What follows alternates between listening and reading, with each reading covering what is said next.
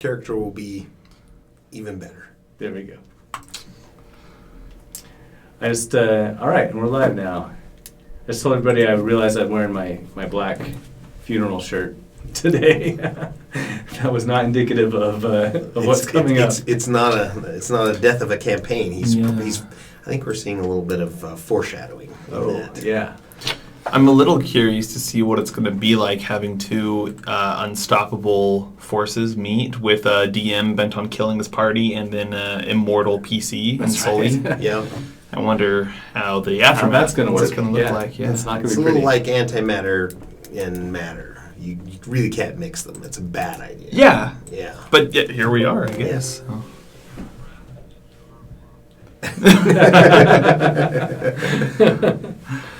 Right on. Okay. Welcome to the stream, everybody. And let me send out some messages real quick. Tell people to jump on.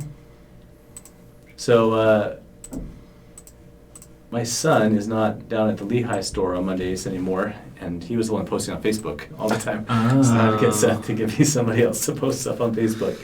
So if you're here watching us, then great. I appreciate it. Just look at the numbers, and you're not yet. So there you go. But we're recording, and this will be up on YouTube shortly. Okay.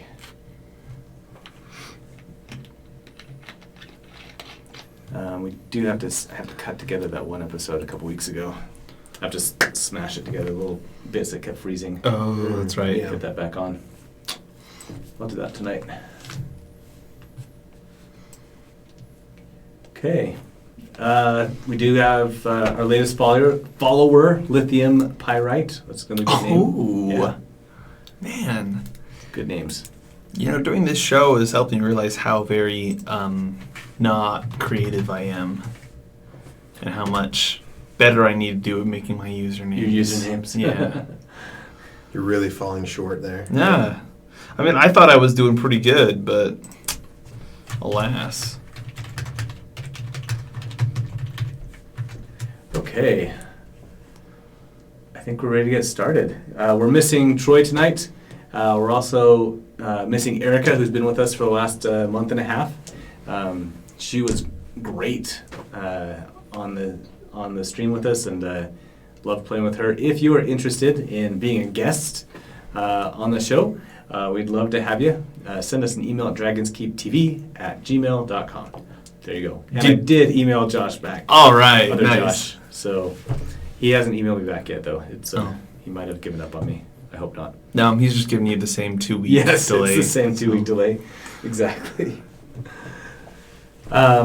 We will have a guest next week. And I mentioned this to the players, though, too. I'm not exactly sure what my schedule is going to be next week, depending on when my son flies out. So hopefully it's all worked out. The guest isn't going to be our DM. No. Right. Okay. Well, it could. I could. It's actually going to be Mark's brother. Oh, He's going to nice. join us from Hawaii. Yeah. Whoa. Yeah. Sweet. Right on. So that'll be fun. Yeah, it will be. He's fun. And then, Jared, we get you back in town in 2 weeks? Something like that, maybe?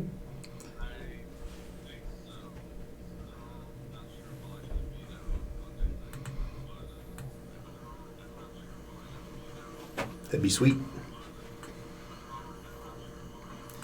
Yeah, I got my other Monday night game that I play after this one. I got together for a group game not long ago, and like in person, it was awesome.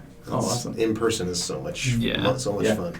Brings a different dynamic for sure. But it's difficult to do. Consistent. Yeah. We do have a comment from a listener. Don't feel bad, Cameron. We use the same name for every online platform game. Wait, what's the name? This is Black Raz. What's the name, Black Raz? What name do you use for every game? Black Raz is pretty good if that's it. That's from user Black Raz, which is also a great name. It's good. Well, thank you for the sympathy. I appreciate that. Okay, well, I'm going to fix Jared's audio coming through here real quick. Yep, that's the problem. Oh, it wasn't coming through. No, the problem was that if I plug things in the wrong way, And I think I showed a picture of the setup to people before. I'm not going to mess with it right now, but I'll show it after at the end. But if I plug things in the wrong way, then Windows grabs like the Yeti microphone as the output speaker, and then doesn't like that. Yeah, so I would imagine. And then okay, so Jared, say something else for us again. Okay, this is Jared. Okay, this is Jared.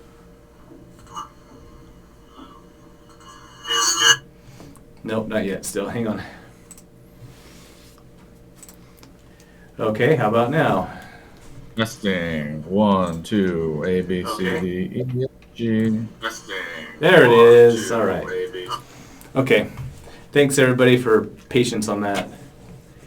I just had to route you through my headphones instead of through the Yeti microphone. That doesn't work. Just use more duct tape. Yeah, There you right. go.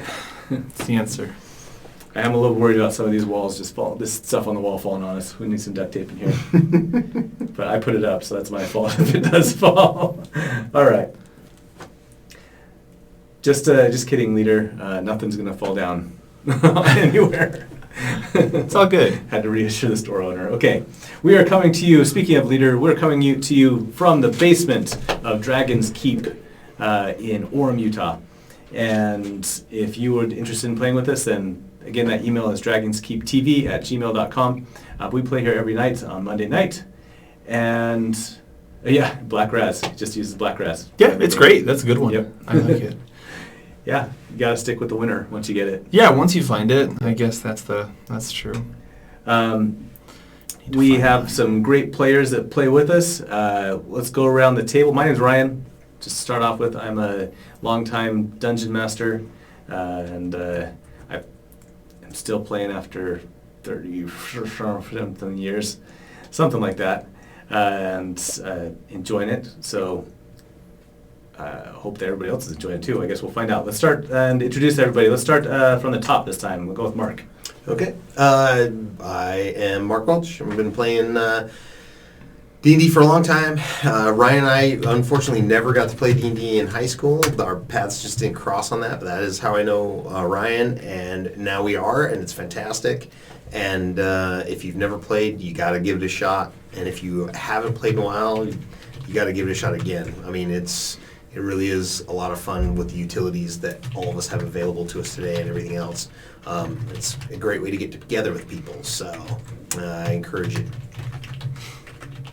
And I'm playing Eddie, the trickster cleric, Nice. in this campaign. I knew I was finally cool in high school when I finally got invited over to Mark's little loft room. What was that room? It was a room. Or something? No, it was a room I made in the garage. Yeah, that's what it was. Because we moved in this house, didn't have enough rooms, and I was the youngest. My brother and I were the youngest boys, so we got thrown in the garage. At first, there were no walls, so my brother and I built them. Whoa, that's awesome. Yeah. Nice. Anyways. Yeah. Yeah, it was like the end of summer. I still remember. It was like end of summer, and I don't know how I finally got invited over, just finally crossed paths, but I'd been gone all summer at like scout camps, like working at scout camps, right? And I still remember somebody saying, yeah, we play D&D here all the time. Like, you guys play D&D all summer? We played a lot of D&D that summer, it's true. But So, yep. But yeah, it was good times, and that's when I knew I liked Mark. Well, I knew that before, I guess. Sure. But still good stuff. All right, Cameron. Hi, I'm Cameron. I actually started playing this summer after I graduated high school, which was a good time. It was a few years ago, and I don't like to think about that too much. And I just realized I do have one good username. It's my Reddit username. It's Utterly Chocolate, but with like UDD, not utterly, but utterly chocolate, because I really like chocolate milk. So yeah, I was going to say, dude. Throw in. Yeah, so I guess that's You my worked one that like into a highlighted character. Yeah, I like that one, and I'm kind of proud of it. But yeah, that's about it. Otherwise, I just use my name because I'm boring. I'm playing Sully. He's a little forest gnome rogue who has a pet mountain lion named Marty, and they're the best of friends. and they're never going to get separated because they're never going to die because they're immortal. Yep. Yeah. Well, we've helped Marty out. Yeah. A bit. So Marty can poof back out of existence now.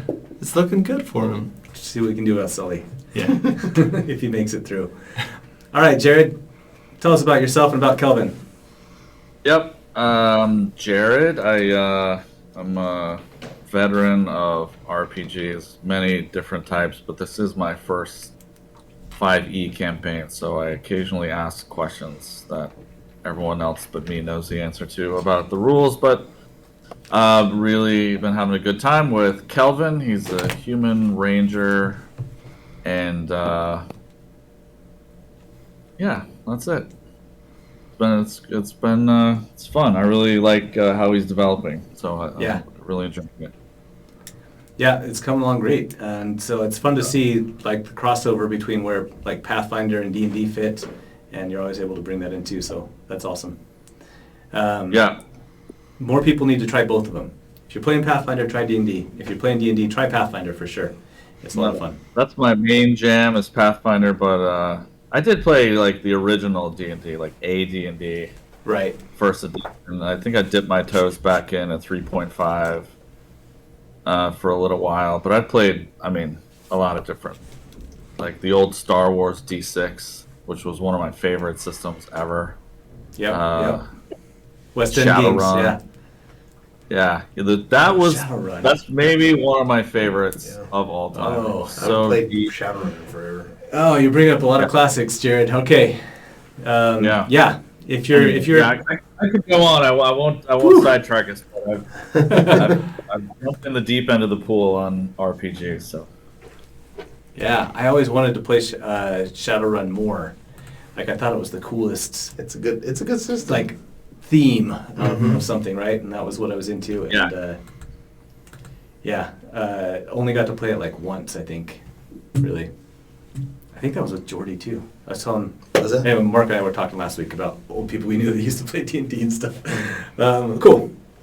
Yeah, good systems. Check out more systems. If you're playing just D&D, there's lots to check out. There's World of Darkness you can check out with vampires and werewolves.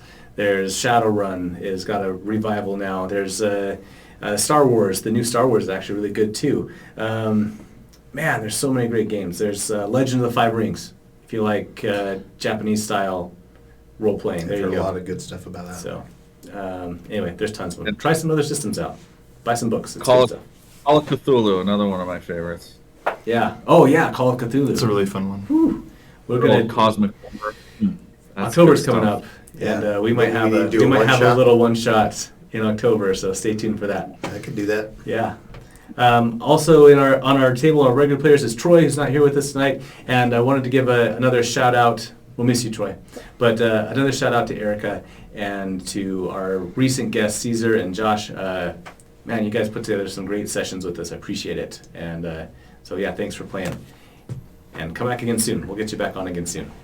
Okay, let's kind of go back to where we were. Let's get into this.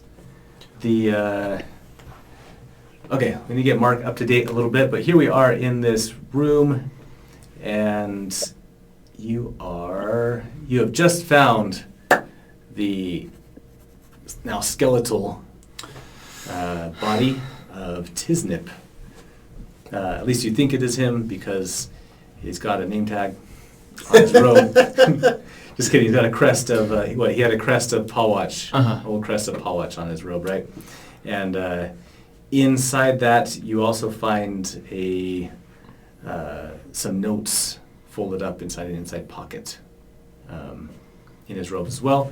And then there were, I can't remember if I said 3 or 4, but several more dragon eggs here in this room, in addition to some cracked open shells and things like that. You appear to have gotten rid of the electrical current. I think, Sully, you were messing around with the pillars, right? Yeah, I was going to try and snag one of the soul stones from them. Yeah, and that's where we're going to pick up from here. I've had a whole week to think about what's going to happen when you do that, which is nice. Sometimes DMs, this little DM tip for you. If your players do something that you don't know what's going to happen, maybe They do something really stupid and pause erratic. it. Just Maybe yeah, pause it. that would be a good time to stop. And say maybe that's it for tonight, and give yourself a breathing room, or just have to take a break and come back and spend the next 15 minutes furiously trying to brainstorm something. Yeah, Kelvin's still smoking from the last time we got hit by lightning, so that hurt. Yeah. Are you? So the question is: are you waiting until everybody's gone? Like you sneakily grabbing it, or are you, Absolutely. Okay. Yep. I told Marty if Sully goes down to run and grab help, but Right. he wants to just see if he can do this without hurting anyone else. He wants to make sure they're all out of the room. Okay, so let me move you guys out. Oh, I've got the wrong map up on my screen. Where are we? No, seriously, where are you guys? There you are. Oh yeah, the big red player tag. That's where you are. Love Roll20. Okay. All right, so we're gonna leave Sully in here. Everybody else is walking out. How far along do you let them get before you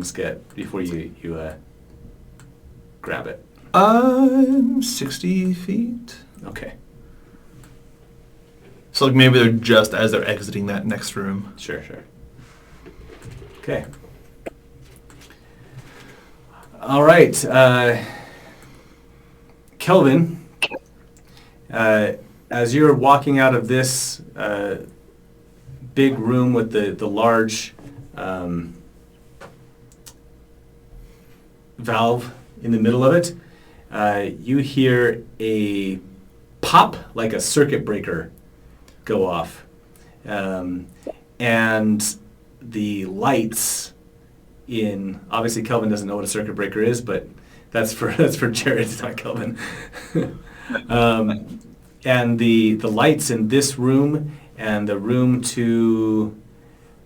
the room ahead of where everybody's going into right now, those little sconces that were on the wall pop out or just wink out, and you find yourself in mostly darkness now, though there are still some lights around. Then down in the other areas below you, and the other sound you hear is a dull thud that Kelvin recognizes because he's heard plenty of times, and that's the sound of a body just smashing just flat on his back onto the stone ground. So. Oy. Well, we better go home. I guess we better go see what happened. Yeah, we'll go see what that is. Yeah, we'll head back in to very tentatively poke his head in to see what's happened. Okay. You find Sully flat on his back with holding a soul stone, which is a small, large marble-sized. Big in Sully's hand. Big in Sully's hand, but just a large white marble, and he's holding that over his head, just lying flat on the ground, and Marty's licking his face, and just laying there unconscious. All right.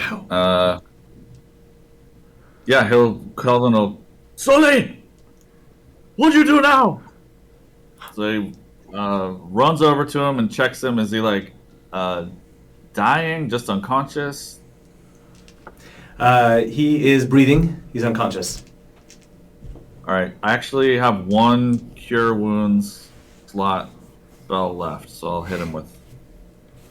Okay. I'll hit him with a little juice. 5. All right. 5 points of healing.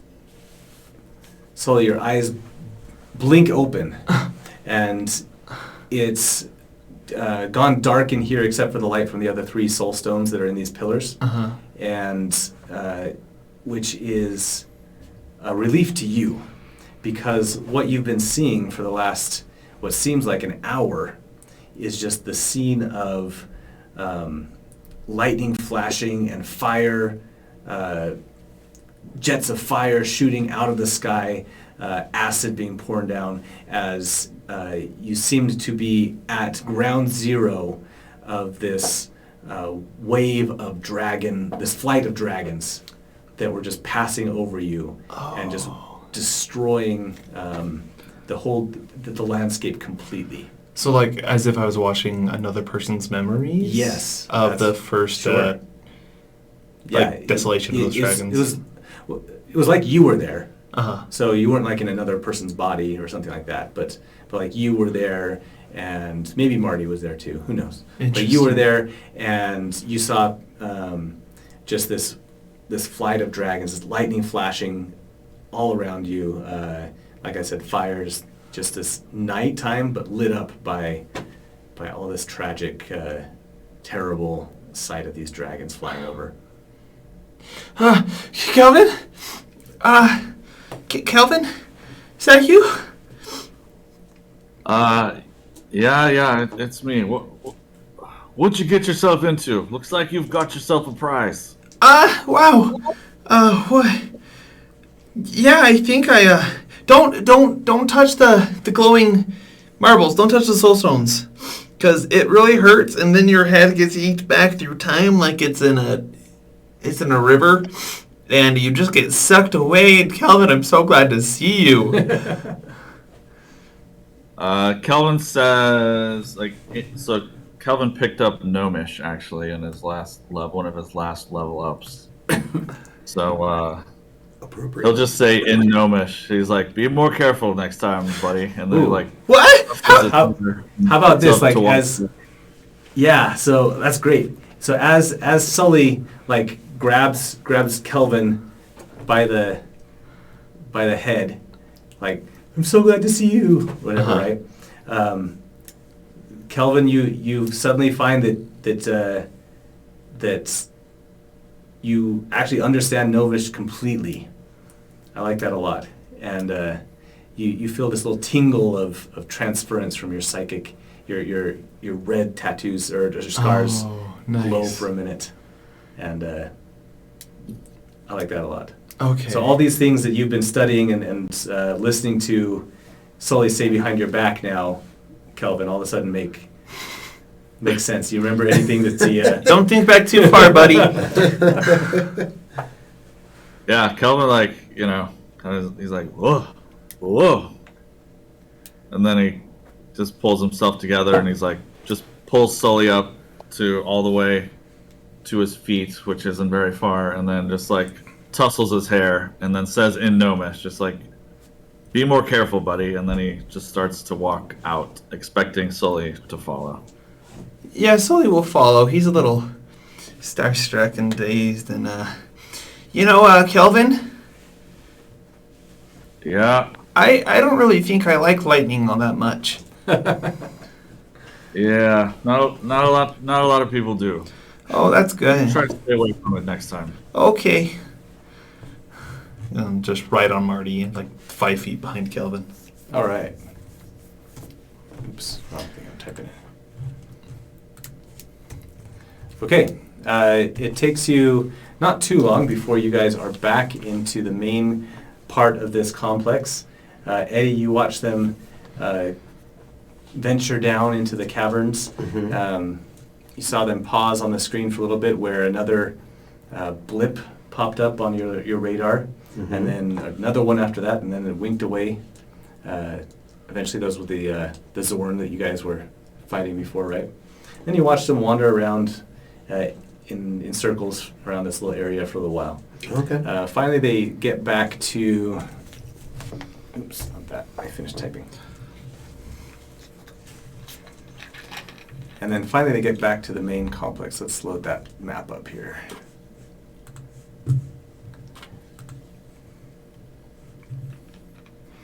I think we're... Nope, not that one.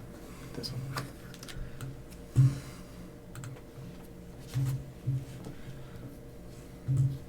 Okay. We'll put you guys back in the control room here. All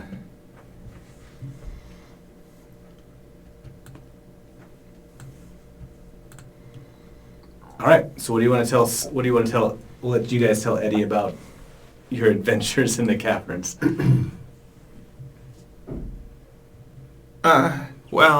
There was I don't know, I'm a little dazed. Kelvin, do you want to, I can't, I'm having a hard time talking. My tongue feels a little numb. Eddie will go ahead and do a third level cure wounds. Why don't we go ahead and just try to fix that, or second level cure wounds. That should do pretty good. 18 Oh, wow. points of healing, because I actually got a good roll. So Nice. Oh, thank you. for sure. Now you feel a little bit better. What went on down there? You look a little burnt up.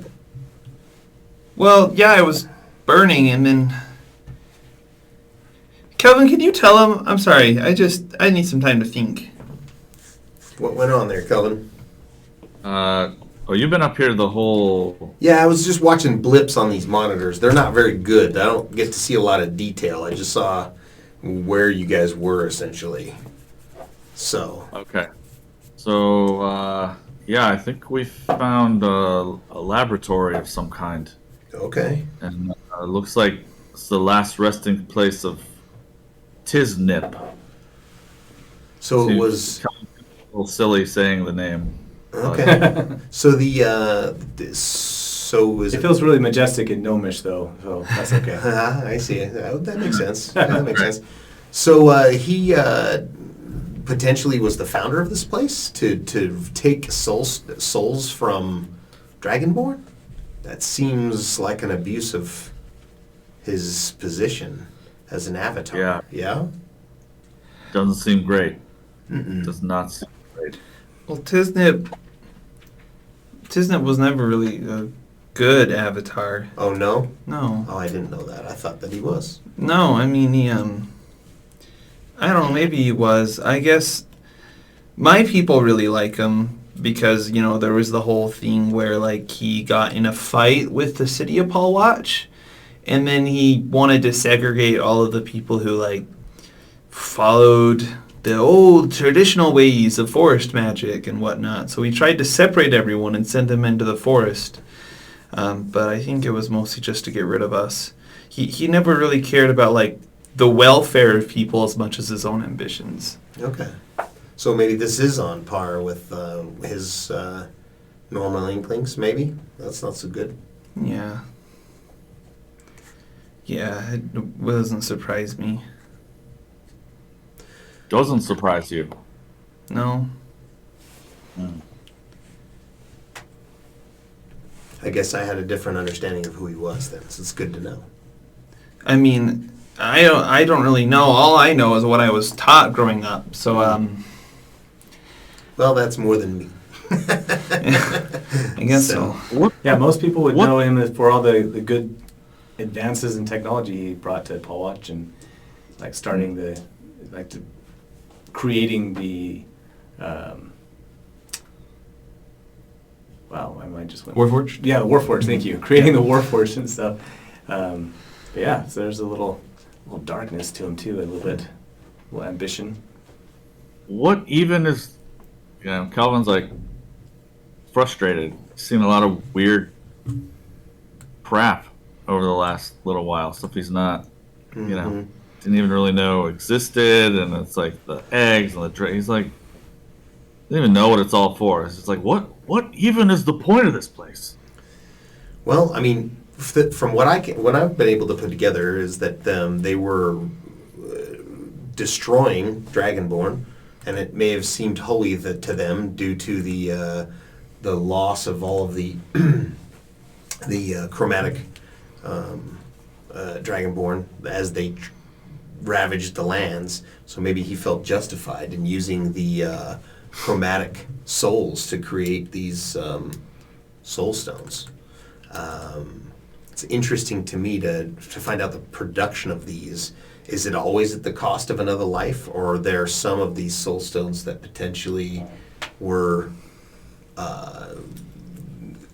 because that they became conscious on their own? I don't know if that's something we want to look into or try to figure out. Sure. Lene's father chimes in. Okay. He says, it seems to be something that we should be looking into more for sure. I always thought that this place was mysterious, of course, and didn't know what was going on, but from what we've learned in the last 2 days, it's unbelievable how much makes sense now with what you just said and what we found out. Mm-hmm. This is clearly something that needs to be researched more. Yeah, and I guess the destruction of form, that was. Do we know the political standings before that occurred? What was it that caused them to corrupt and implode, essentially, as an individual? I'm not sure. We don't know that as a group, because that, I would imagine, if we found out the reason of that, may give us more input, or at least find out a little bit more about how these soul stones are created. Like I said, if they're ripping consciousness and life from a natural born being, or if there was a time when they were actually created as individuals and not just transference. Right? I don't know. And through the research that we've done here, have we been able to figure out that those, when the Dragonborn are turned into soul stones, do they lose their personality, or was it actually like a transference of that personality? Well, the only soul stone that you know currently that's talking is back with Tobias. So if you wanted to find more out from that, then that might be a good place to start. Okay. Is it just the energy that's passed on, or it's like some of the personality or even memories? Right. Yeah. So Tobias, though, and other Warforged that have a creation, is Tobias the only Warforged any of us? No, have you ever guys know known? other Warforged, and they have, they have soul stones, but they were no Warforged have been created since form exploded. Okay. Right. So since that tragedy, they haven't made any new ones that could give you answers that way. And Tobias has kind of this hole in his memory as far as things go before then. Okay.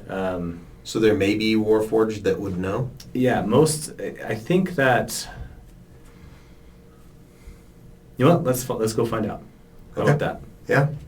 We can do that. We can do that tonight. Okay. It's only a slight detour, but if you guys want to go to Paul Watch and find out, we can do that. Sure. Okay. As you're speaking, you hear a voice come in from the room. Perhaps I could help with that. And Lady Sylvana walks in from the hallway. Okay. What? She's always making surprise appearances. Right? She's really good at cameos. Exactly. She sees the other eggs that Kelvin's got, and she furrows her brow for a moment. I thought that we brought all the eggs. Did you find more? Actually, this is the first I've seen them, I guess. Is these eggs came out of the basement? Yeah, we just found them in a room. It seemed like it was a major power station, and these eggs were probably being held in reserve to power it when the original 4 soulstones failed. They were spare batteries. Is that how they were being used? I mean, that was your assumption? That's my assumption, yeah. Okay. I would love to know more about this place. I believe that though our attention is needed elsewhere at this moment. But yes, bring those along with us. I think that it's better to have them all safe in one place rather than keep them here. She turns to who's there? Lene and where did it go? I lost it.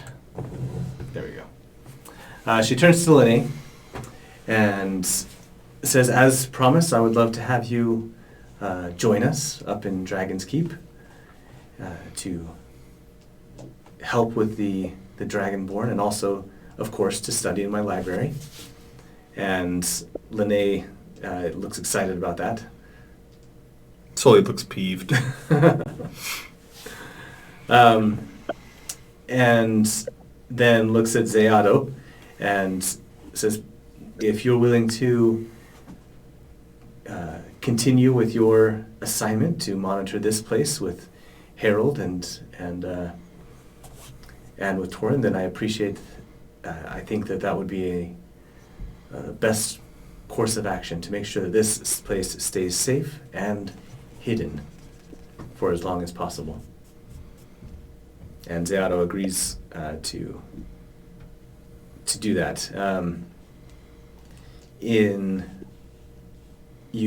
And Sully, you catch a moment where he looks at Lady Sylvana and then kind of nods his head over in your direction as well, and makes a gesture. Make an insight check to see if you can. Insight. Yeah. I'm so good at these. 2? A 2. Yeah. Okay. He makes kind of a gesture that like flicking his fingers, but you don't know what it means. Sure. But Lady Sylvana seems to. She says, "Oh, I see. Well," and looks at Sully. Perhaps we will have much to talk about as well. And Yeah, totally. Yep. I have a lot of questions for you, actually, so you best be prepared for our talk. excellent then. If you would accompany me, I think that we have enough darkness still to make it at least part way back. Would you prefer to Paul Watch or Well, over to shoot? I lost the name. Not Hopestad. You guys can stop at Hopestad too if you want, but that's there's not actually a this. curious case where Back to the river. we had a job to transport a boy to a temple and back, and we got him to the temple, but then we kind of just left him there. So it might be good to stop along the way, pick him up, and drop him off to his dad. Oh dear. Yeah. Yes, of course. Oh, we just left. Yeah, we just left him there Yeah, with okay, the. we said, hey, we'll be back in a couple of days, and now it's been a month and a half, so it might be good to stop by and say hi.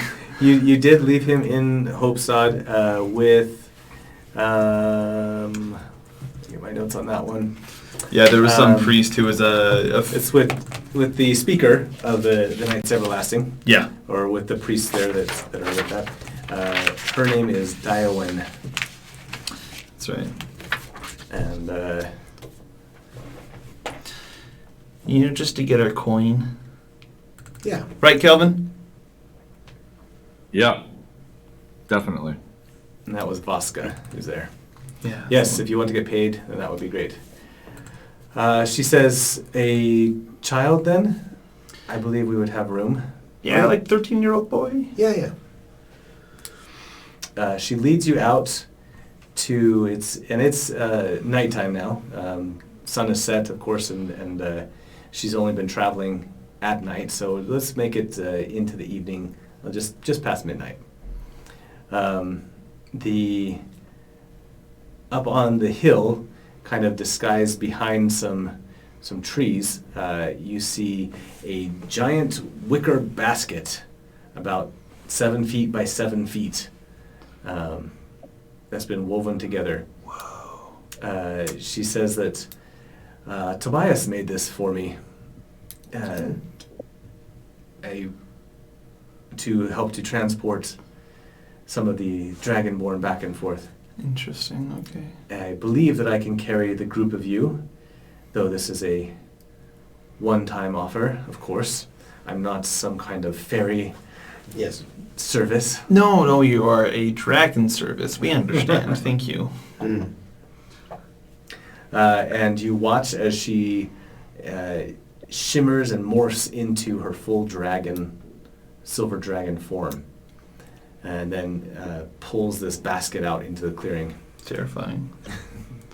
and invites you with a gesture to climb aboard. Yeah.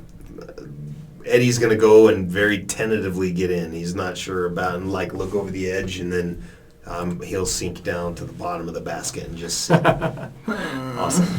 Kelvin, And will who's you afraid help of me up? heights? What? Will you help me up? Yeah, Calvin picks him up by the back of the scruff of his neck, back Ow. of his collar, and Ow. puts him in. Okay, thanks. All right, let me bring up the map so everybody can see it real quick. Close that. Okay, you guys are down here.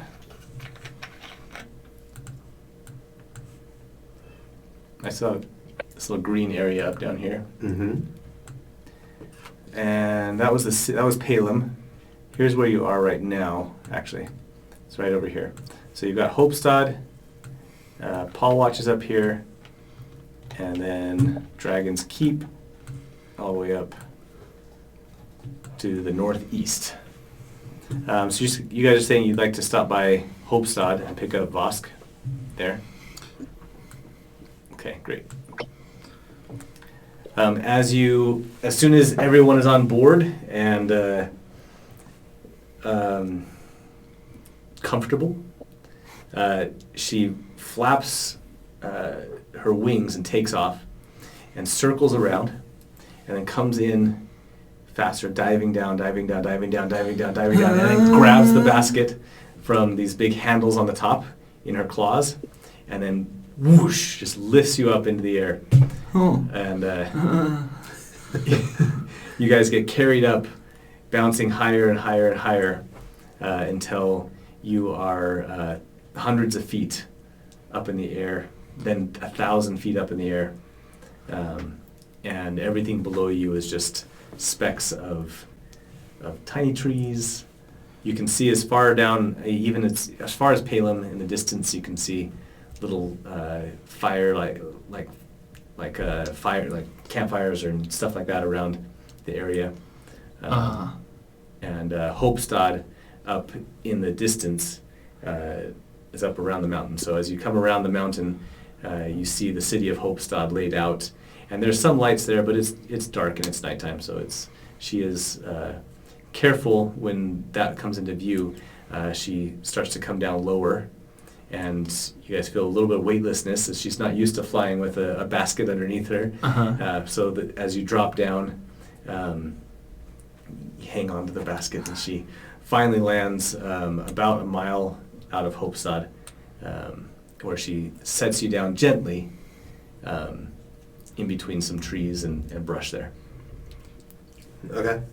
Eddie will be the first one out, and just kind of shakily say, "Thanks for saving us some time.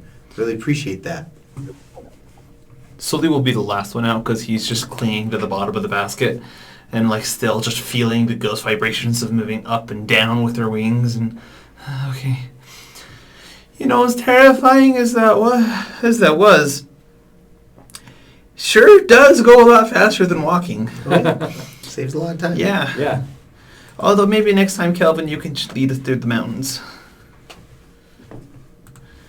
Calvin's still sleeping. He took a nap. Oh, what?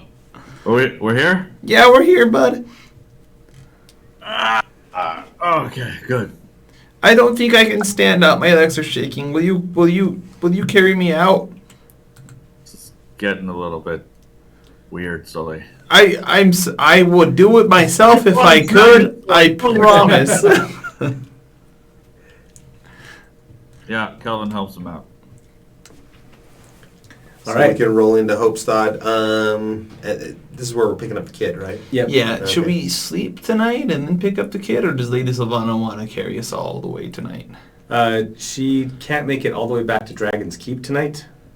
She could make it to Paul Paul Watch if Okay. if she hurried.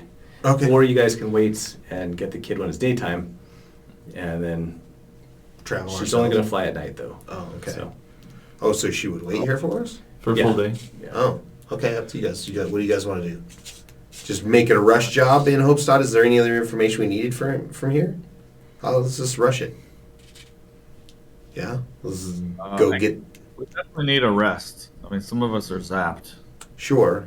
I'm not zapped. I'm fine. Eddie's feeling great. Yeah, fresh as a daisy, man. Let's go. So is that what we want to do? Is just make it a rush job here tonight? Just Yeah, get I in think and so. out? Let's just grab the kid. I'm gonna steal some more fish food, and then we will be out on our way. Okay. So we get up get up to the monastery that we left him, Okay. and they're willing to return him to us. Well, so in the middle of the night, you arrive at the monastery. Who's getting you into this place? I'll get us in. Okay. We'll get in one way or another. All right. Just remember that we met Peacebringer Dywin Springbridge. She's Yes. the one that's Yep. So she's the one that we I don't know where we left the kid. I don't remember. Yeah, no, that In is her true. care, obviously, she's not Yes. babysitting him. Sure. At the moment. I don't think you could expect her to be babysitting him completely, but Okay. one of her, she would probably know where he is. Okay. Is it kind of the time of night when people are just winding down for the evening, or will people No, be it's sleeping? midnight Oh. at this point. Okay. Yeah. Okay. So we're gonna have to just sneak in to find him, or are we gonna try to rouse the night guards to get him? I feel like it would be easier to just rouse the night guards. Sure. It would be so much more fun to just sneak in, though, and do it under her nose. This is true, and I can help with that. Kelvin? Why don't we just ring the bell? Okay. No, that's smart. Yeah, All right. it's a good idea. It's a good idea. So we'll just just go to the closest person and just say, hey, we left the kid here and we need to pick him up.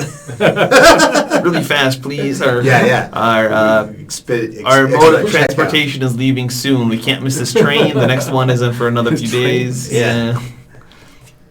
All right, let's you ring the bell outside the monastery, Mm-hmm. and a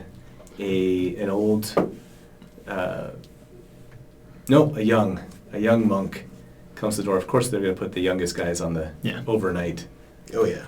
Yeah. watch, and he appears a little bit dazed. He might have been sleeping. You might have woken him up. Mhm. Oh, good morning, just a little bit. sunshine. Can I help you? Yeah. We left a boy in the charge of Peacebringer Dywin was it about a month ago? Was it something about like that? About a month Well, ago? yeah, because Lady Savannah said it would take her a month to transport all those eggs, but if she was using a giant wicker basket, maybe she did The in last like 4 couple, days yeah. Okay. or something. So maybe it's been a couple of weeks then? Yeah, Okay. somewhere in there. And we are just here to return him to his father. I know it's a little late, but our mode of transportation is not non-traditional. So if you could, what was the kid's name again? Voska. Voska. If you could get Voska for us, so that we can get out of here, we'd appreciate it. It's a matter of life or death. I mean, if we transport him in daylight, he could be seen and endangered. Please, we have to do it for him. Look, our bus transfer's only good for another 45 minutes. Let's get the kid. We gotta go. All right, you guys are just overpowering him with Strong arming him, yeah. strong arming him into it. Make a persuasion check, but since you're all participating, give whoever's doing it, give yourself advantage. Persuasion, I'm pretty I'm bad at that. pretty good at Yeah, persuasion. go if you got anything. All right. It's a 19. If that fails, I'm happy to add a psionic die to it. Okay. What's the last thing that Sully does before he just like barges in and starts looking around for him? I reach into my bag. And I pull out a handful of fish flakes that Lady Dywin gave me. That's right. And I hold them out and says, this is the token of servitude that Peacebringer Daiwan gave to us so that we would be able to come back and get this boy. Please eat the flakes if you must, but take them as a token so that you know we are being honest and forthright here. We need to get this boy so he doesn't have to become fish food. You have the flakes? I have the flakes. He says, come in. I'll find somebody that can help you. I knew those flakes were good for something. I'm glad you kept on. I'm glad you remember you had him. He brings you into the antechamber just behind the door and then locks it up behind you. And it's just, wait here. Let me see what I can find, I guess. And maybe I'll wake up elders. He starts mumbling as he walks off down the hall. And a few cups of tea would be nice too. Yeah. How long do you wait for him? I just want to know if you're gonna start sneaking off or something like that. Well, I 10 guess it minutes. depends. I think that's 10 perfect. minutes is plenty of time. Alright. Yeah. If he Yeah, does he's come back. at He's 10. back in about, actually probably around 10 minutes. About as long as it takes him to go rouse up. He brings back with him an older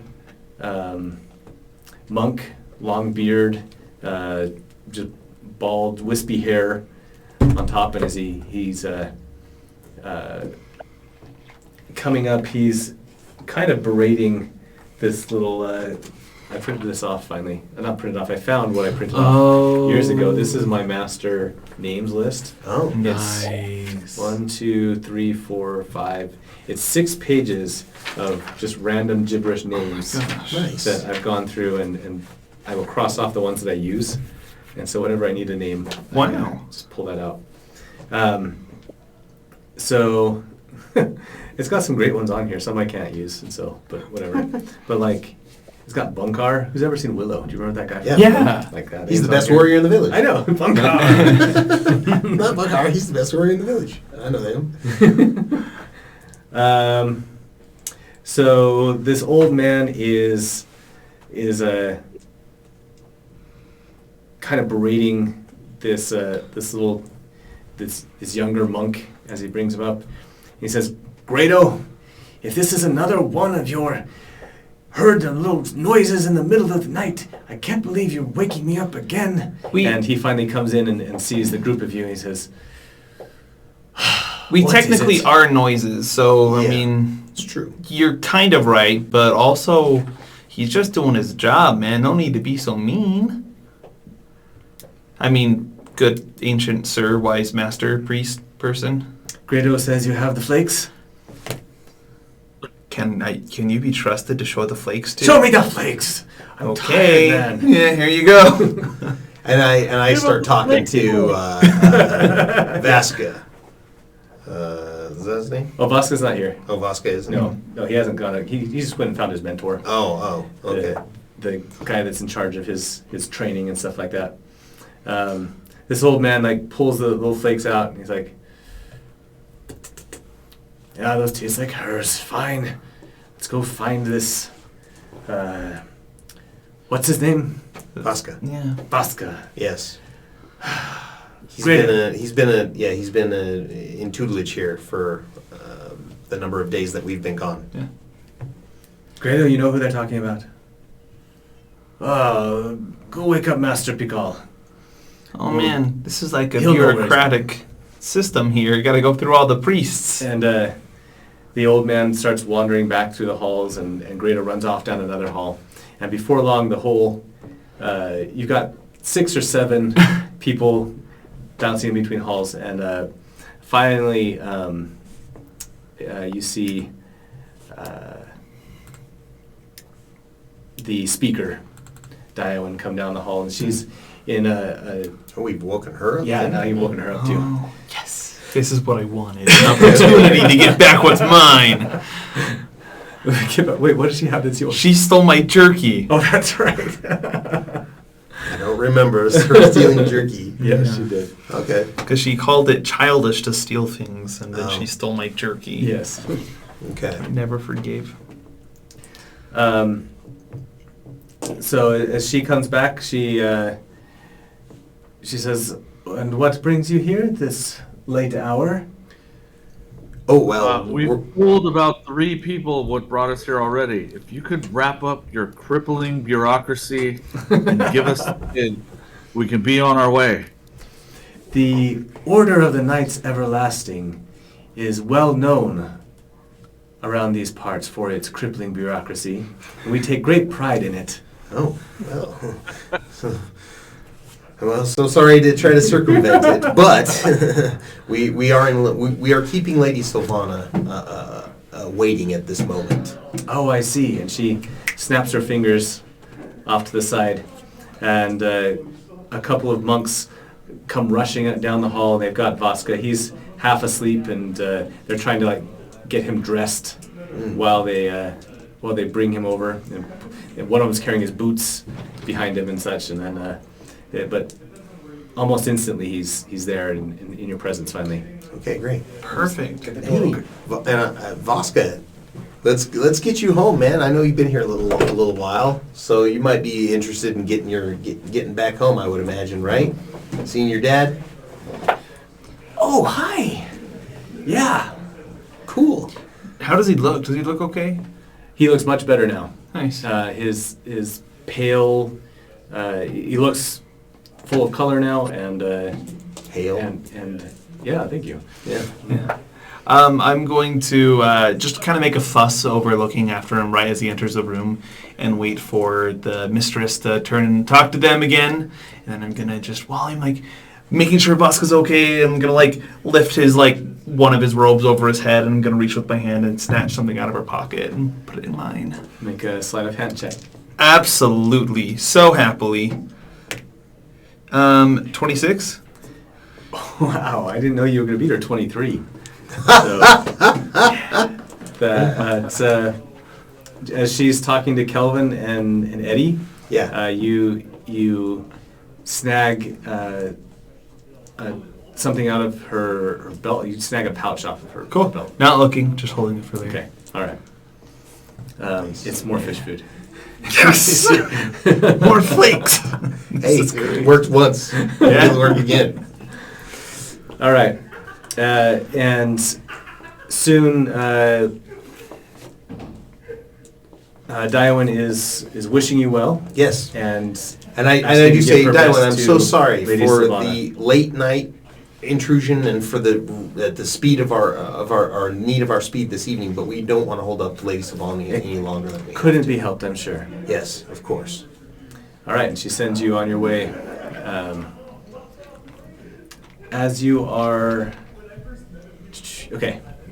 And you make it back to Lady Sylvana without incident after that. Okay.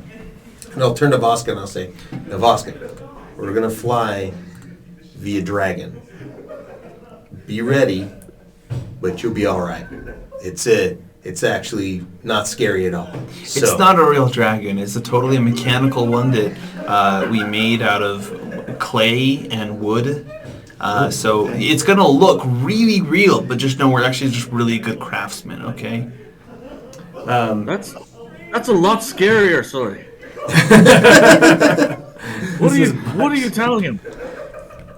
Just the truth, because it would be crazy if we had the trust of an ancient silver dragon and we just went around telling people about it, right? That seems scarier to me. Yeah. All right. No, But just don't wet yourself. This is hilarious because, Lady Sylvana, I had a plan for her to take care of this, but this is awesome though. She was just going to put him to sleep. Now he's going to dream of silver dragons and Okay. that's awesome. that's great. So so Eddie will march up and confidently get in the basket and stand there and be like, "Come on board, Vaska, let's go." And he'll lean over the edge and try to look really comfortable. Okay. Nice. Nice. Good one. Vaska, I trust you. He trusts you, and okay. And he swings his leg up over and stands up next to you. Mm-hmm. And you guys have any issues getting in or anything like that for the two of you? No, I'm going to try and get up myself this time. All right. Make an athletics check or acrobatics check. Acrobatics? Yeah. Oh, yeah, there we go. 21. All right. All right, you swing yourself up and flip into the basket. Wow, Kelvin, this is actually really easy. Why are you making such a big deal out of helping me up in and out?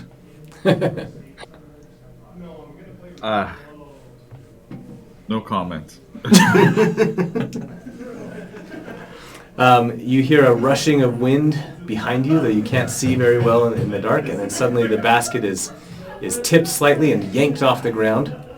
You hear a melodic, soft voice up above you whisper something in an old language that you don't understand, and Vaska, his eyes get heavy, and he starts to lean over on Eddie's shoulder, and before long he's out. So as soon as we start taking off, Eddie's going to, and he's falling asleep, he'll grab him and sit down in the bottom of the basket with him as fast as he can. Nice. Awesome. And grateful that now Vaska can't see him hiding in the bottom of the Very basket. good. Yeah. All right. You spend where the trip to Hopestad was a matter of minutes. You spend several hours now flying up to Paul Watch. At this point, Jin, who stayed behind to speak with Lady Sylvana before, has also appears to be asleep, but he is just sitting in the corner with his back up against the basket, and seems to be sleeping with his eyes open. So there you go. Okay, interesting. That's what Jin's been up to. Okay. Could I, I'm gonna climb up the basket at some point, just to the top, and like tap one of Lady Sylvana's talons and establish a psychic connection between myself and her. Okay. And just ask, Lady Sylvana, your eminence and great awesomeness of silverness and dragon-like stuff, is it okay if I commune with you through your mind? You may. Yes. All right. And Sully's just going to launch into a bunch of questions about... He's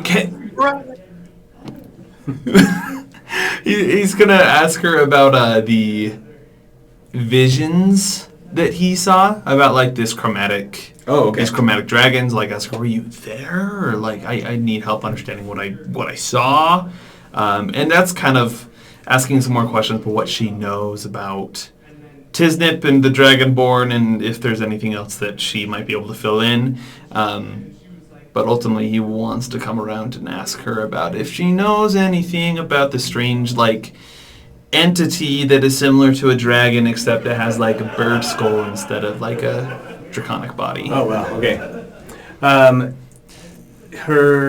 Let's see.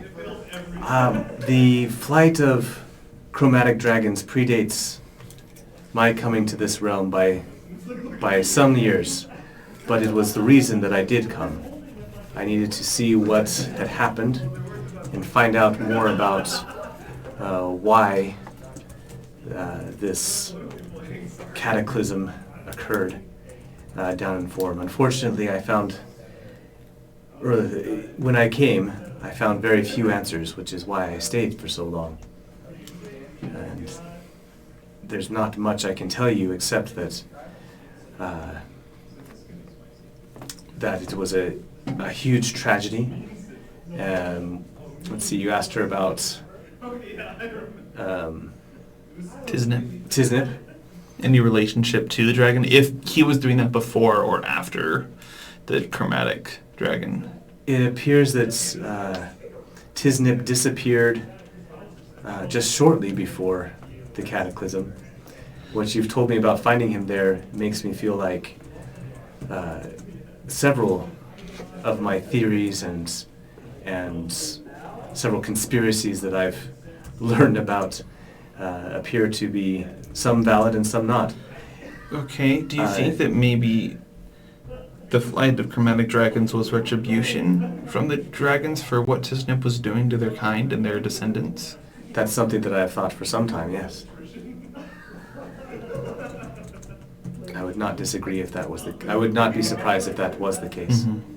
Was one of their main attack points the city of Form? That was like the big one, right? That's where it all started, and That's where they originated from, yes. Their flight took them from the area around the city of Form up to the Everlasting Peak, across the sea, and then up the river, the Harbinger's River. They destroyed so much of the land on the way up and over into the canyon and across the Hammer that it took decades for them to recover from it. Mm-hmm. Well, while we're on the subject of Tisnet, so my ancestors tell a story, right, about this awesome gnome who was in Paul Watch and realized that the city was going in a corrupt way and they were leaving the traditions of their forefathers, right, and turning away from the woods and turning into this metropolis of mechanical wheels and steel. And so this very smart gnome, this avatar from the world above, directed and led us outside of the city and took us into this forest, right? Which is where I'm from, this dark forest. However, when I left and I got out of that dark forest and went into Paul Watch, I learned that their history was completely different. They told a story about a Tisnip who was getting infuriated by these forest gnomes and wood elves and their harassing nature towards this mechanical city, saying you guys are leaving behind our patronage and heritage, and there was all these conflicts. So he told them to leave and kind of cast them out and forced them out. But so I was hearing these two different stories. I guess if you've looked into Tisdom, you might be able to help me know which one's actually like correct. I wondered if you would be interested in that. There is a book that you might be interested in reading. Is it in your library? It is. Like, why couldn't you let me go in your library the first time we were there? Perhaps you weren't. Perhaps I felt you weren't quite ready for all of this. That's fair. I mean, I don't know if I'm ready now, but I'm just so confused. When we arrive, I will read it with you. Okay, thank you. All right, those are all my questions. You guys have any questions? I can establish a connection. I was gonna say your psychic connection we weren't part of, right? So yeah. I'll ask you guys if there's anything you want to talk to her about, and I can facilitate a conversation mentally so that we're not waking our passenger or disturbing anyone else. Yeah, when do we get paid? Yeah, in the morning. Silvana. All right. Yes. All right. Oh, from Lady Silvana? Yeah. I think she paid you guys. She when gave us came the first time. Payment in advance, but we also did just alert her of like, I don't know, like 45 dragon eggs or something. So yeah, she will pay you for another month of service. Nice. Okay. 1,000 gold per dragon. That's kind of what I'm thinking. Per egg. Yeah. Not that I want to put a worth on a. She counters with, I believe that the eggs are priceless and should not be, that no price could be put on the eggs. Oh, I will offer you the same 200 gold a person for your services for another month. Okay. Oh, I can definitely put a price on them. I have no problem. Quite comfortable with it. Well, Kevin, I think she's saying that like they're priceless. Like there's no amount of money that could compensate for what we've given her. So I think she's saying that she wants to give us her entire estate and all of her wealth. I would accept that. Yeah, I would accept that as payment. Does that sound good to you? Yeah. All right. Thank you so much, Lady Silvana. That was really generous of you. Very well, Kelvin. If you would like to care for the eggs and the dragonborn, then you are welcome to them. You want to care for them? That was the job, was find them. Oh, I see. So, Not to become nurse. Yes, it was. I think it was 200, 250. Mm-hmm. I think it was like 2,000. I don't think it was 2,000. It was 2,000. But Oh, then we it was also 200 platinum pieces. That's why I'm getting confused. Yeah, that would do it. I had down 200 a month. Yeah. Or 200 for the this little expedition that was supposed to take about a month, and she would love to retain the services of your mercenary groups again. Okay. So So that would be then she's going to pay that. Yeah, she'll pay pay now. yeah. It's not up. Inflation. Inflation's been really high this Yeah. last month. You're right. Yeah. Okay. Speaking of getting paid, though, you also have Vasquez's father. So sometime just before dawn, Lady Sylvana sets you down on the outskirts of his estate. Let me bring him back up. I've got his name in here too. That was the bad guy. Agamond was his name. Yes, Agamond. What was the Lich's name? Chagrak. Chagrak. Ah, that's the one. Chagrak. Chagrak.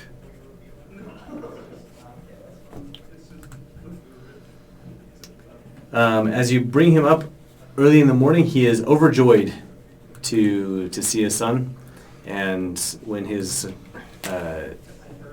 people on his estate alert him that he's there, he comes running out of the mansion house and across the garden, and swoops him up. Would that have counted as a long rest? In the basket? I mean, just because not that. Make a Constitution save Okay. to see if you could sleep through the Through it all. sleep through it all. I have faith in you, Eddie. I'll be okay without it, but I don't know about you I guys. have faith in you. You got this. 17. 17. All right.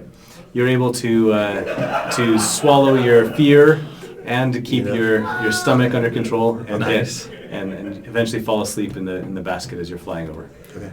Do we need to make rolls that's- if we wanted to? No, he's the one that's really scared of it. Oh, So okay. that's what. Go.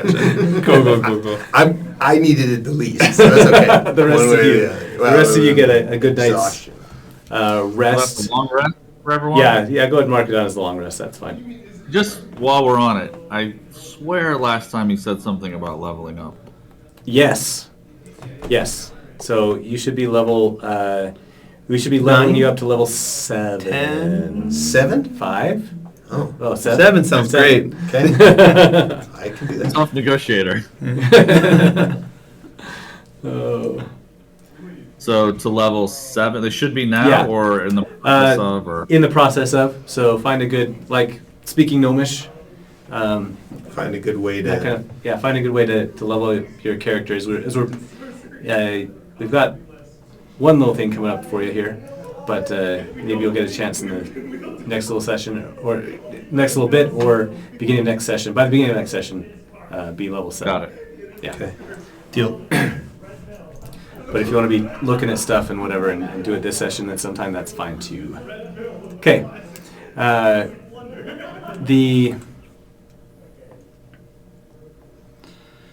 Where are we at? Oh yeah, Agamon Yeah. grabs Vasca. Happy to see him. Pulls him up, hugs him. Let them have their moment. He finally puts him. He looks at him, sees that he's whole again and healthy, and then looks back at just the three of you and says, "How can I thank you enough?" Well, Gold is a good way. yeah, that's Yeah. our best. That's the best way we know of to say thank you. Figured. With that being said, yeah, I guess I'll wait until we have Agamond in a room without Vasca. But because I don't want to ask these questions in front of Vasca. Oh, okay. Yeah. You can ask him about. So this whole concept of he was cursed by a lich. You made a deal with a lich, and what the heck was that? Are you Okay. setting us up for failure? And yada, yada, yada. Yeah, he'll bring you in for a light continental breakfast. He calls some servants to bring in something, and then brings out a small chest with I think he was the 2,000 gold, wasn't it? Yeah. Yes. Yeah. Don't Each, forget that. right? I think that was for the whole thing Okay. on that Okay. one. But don't forget that Mandor's going to want his cut on that one. Oh, okay. Was that No, that was Mandor. It was Mendor. Yeah. Yeah. Mandor was the one that got. Yeah, that it was back first. when I was watching a lot of Disney Plus. Nice. Yeah. So how much did Mandor charge Yeah, us, well- Kelvin? Yeah. What was Mandor's fee? We might as well take that out as we divide it. Jeez, I don't remember. Probably 10%. I think it was like 1%. I think it was 10%. Yeah. You can try and stiff him. No, I don't It's want probably not a good idea. We gotta keep up good contacts within that realm because now that we have our own mercenary guild, so we need more hookups. 1,800 between the four of us is 450 each, including Jin. Okay. So we each get 450, and then we are holding off 200 to give to Mandor. Yeah. And I'll make a note to tell Jin next time he gets 450. Holy cow, Kelvin's rolling in it.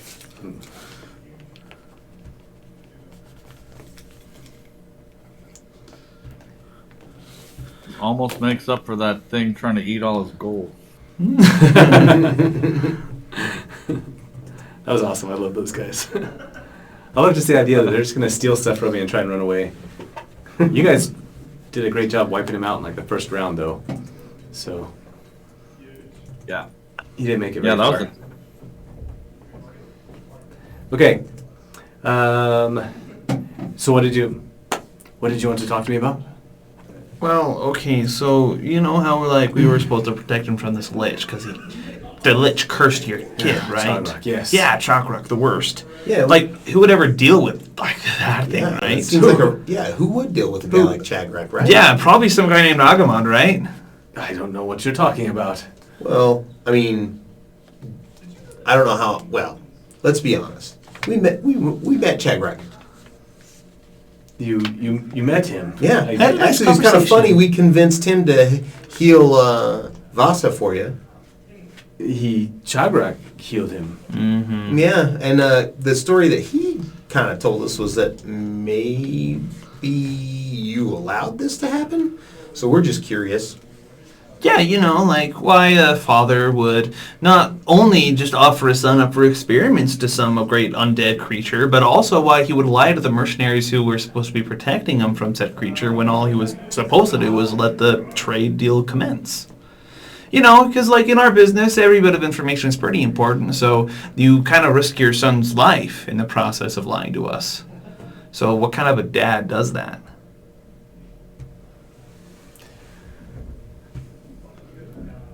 I see. You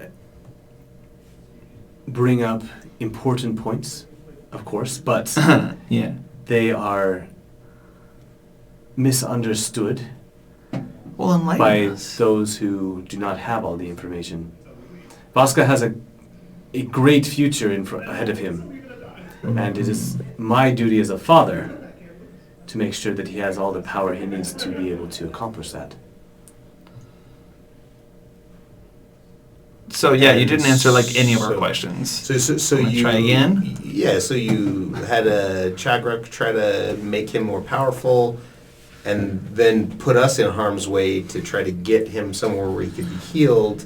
When all Chagrak really wanted back was that bit of power. I mean, Is this about your compensation?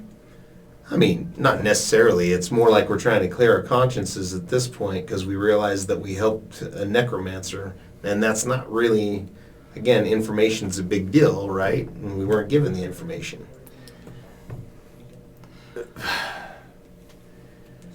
So you can choose. You can tack on an additional 4,000 gold pieces or give us all the information. I guess that's true. You could buy our silence because otherwise we're really curious. I will do whatever it takes to make sure that my son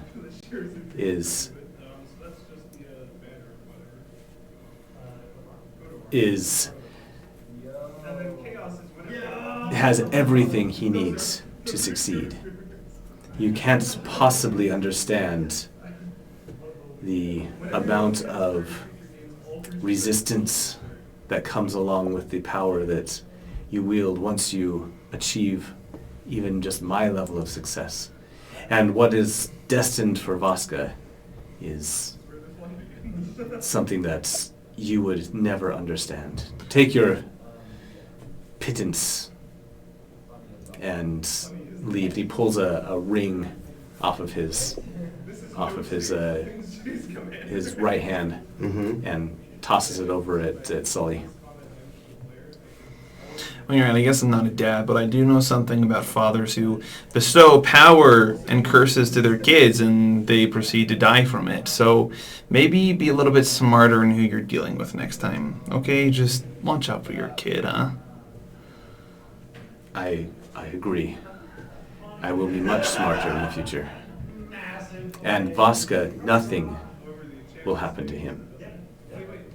Not if you keep doing what you're doing, big guy. I believe we're done here. Okay. Wait, do you have any other rings? And I'm going to go up and kind of compare it to his other rings. This one's a big one. The stone's a big, a large emerald. Ooh, nice. Well, just while I'm comparing, I'm going to try and like just slip another ring off his hand. If I can. Make a sleight of hand check. You got it. That's the wrong dice. 26. Rose. Yeah. Okay. So, what does he do? What does he get distracted by? Well, yeah, as I'm up there, kind of looking at his other rings, like and grabbing his hands, kind of saying, "Oh, I like that one a lot too." I'm going to make an action like I'm reaching, and one of the times I kind of reach behind his robe and kind of like move my hand around there, so he thinks I'm going for his purse. Okay. And while he's distracted, he kind of like tries to snap my hand away, but I manage to slip off the ring as he looks at me beratedly and says to get back. That's enough. I have clearly hired competent people, and you did your job. I appreciate it. I am glad that my son is back.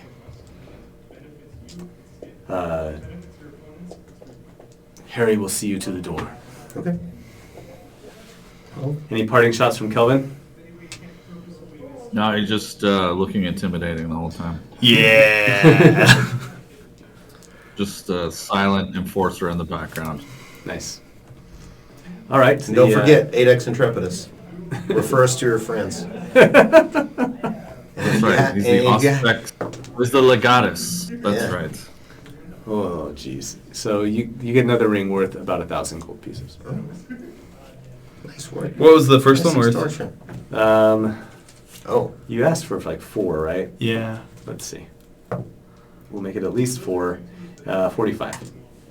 All right. 46. 46? Yeah, 4,600.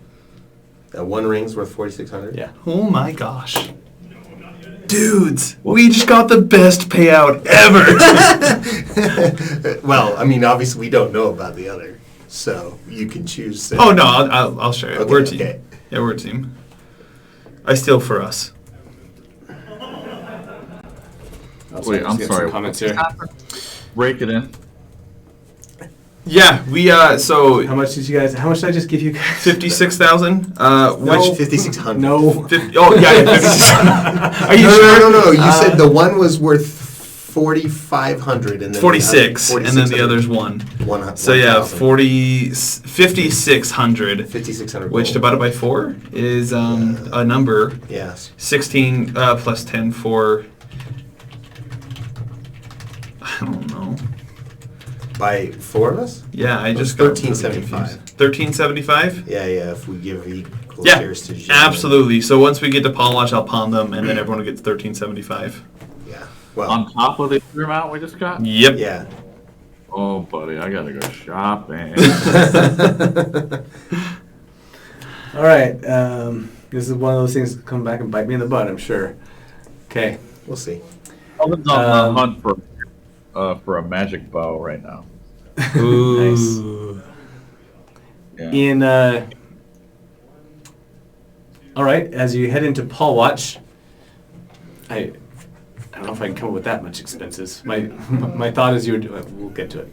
Yeah. Anyway, as you're coming into Paul Watch, though, to meet up with Tobias, you find, as you ask around, that he has set up shop in this little strip mall of a merchant's row, and he's got a little building. He's not even like a kiosk or something. He's got an actual building, 2 floors, and the bottom floor is dedicated to the offices of how do they go again? Intrepidus. Adex Intrepidus. Yeah, there you go. And there's a nice little sign Up on the Intrepidus. up on the door. Yes. Which one of us was the treasurer, Kelvin? Was that you? I'm the legatus, whatever that is. Yeah, I think you were the you were in charge, Kelvin. I think you were more the CEO. Oh, did we Yeah, not have? I'm the logistics officer. Yes. Did we not have a financer? And my symbol is the bull. So Okay, I'm pulling up the goddess tribunus. The high-ranking military officer. There you go. I haven't added those letters to our Alright. notes yet. I saw can my you see? email. Yeah, I'm reading them right now. It doesn't say anything about a financial officer. Yeah. We don't have a CFO, so I think we'll I'll hold on the rings upon we'll him. put Tobias in charge of this. Oh, that's Yeah, fine. there you go. There you That go. works. He's the one that's going to bring up all the expenses now in just a second. Anyway, as you come in, Oh, Great. Tobias greets you warmly and says, "I'm so glad that you're here. It's been wonderful getting things set up, of course, but we've run into a bit of a problem getting jobs in the last week. Oh, okay.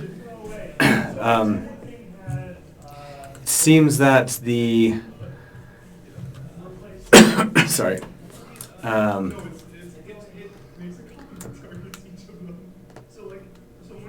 Where am I at? It seems that our man Mandor has been giving our jobs out to the chain breakers. They've offered him a higher commission rate, and we haven't seen anything in quite some time. In fact, we're kind of running low on funds at the moment. Perhaps, Kelvin, you could speak to your friend on our behalf? Oh, I'll speak to him. With my fist! Yeah. nice. Oh yeah, this enrages Kelvin. Yeah. What's the commission? What's the commission split they're offering? They're offering him 20%. And how is that as far as mercenary guilds go, Kelvin? Is that a high percentage? It's kind of ridiculous. It is high, but Okay. it's they're they do volume, so they can afford to give discounts. Yeah. Yeah. We're up against a big box retailer, guys. Yeah. We're gonna get price pressured by the mom and pops. They probably are threatened by us. Actually, they You know, probably heard it's 100% what it how is. it work, and they up their commission in the area to try to shut us down, put us out of business. Okay. So, is there a competing agent somewhere that's like Mando's competition we could go to and undercut him over there? Or who else? Is he the only guy in the game around here? Sure, he's not the only one in the game, but he's the only. One He's you my know? most contact in the area. Yeah, he's Kelvin's contact from From his experience, from his background. Okay. If you wanted to try and find another one, then we can. Well, so I guess that's the question. Do we go to Mandor and try to get his business back, or do we try to find his competitor and undercut him over there? I'd say Mendor, right? I think we start with him. Like Okay. Kelvin feels like you gotta at least do him the whatever. Not honor really, but he's gotta at least do him right by talking to him face to face first. All right. Okay. Well, let's check that out. Would it be fine to say that before we stop by Tobias, we managed to find a couple pawn stores to pawn these rings off at, or is that more difficult? Yeah, they're high-end High-end rings, rings. right? So, make a the reason I do so out of character for a second as Uh-huh. the DM. The reason I do rings and stuff like that is just to and jewelry and whatnot is to keep down on, like, in the back of my mind. It's always like how heavy is 4,000 gold pieces, right? Yeah. So, if you want to spend them now, then great, we can change them over. But otherwise, let's just, if you want to, like go on a shopping spree or something like that, then I would say we'll just exchange them. Just keep it in your That makes inventory sense. Okay. as a ring, Mhm. and you know what I'll do? In the future, as we go through stuff too, I'll try and give you the pawn price Okay.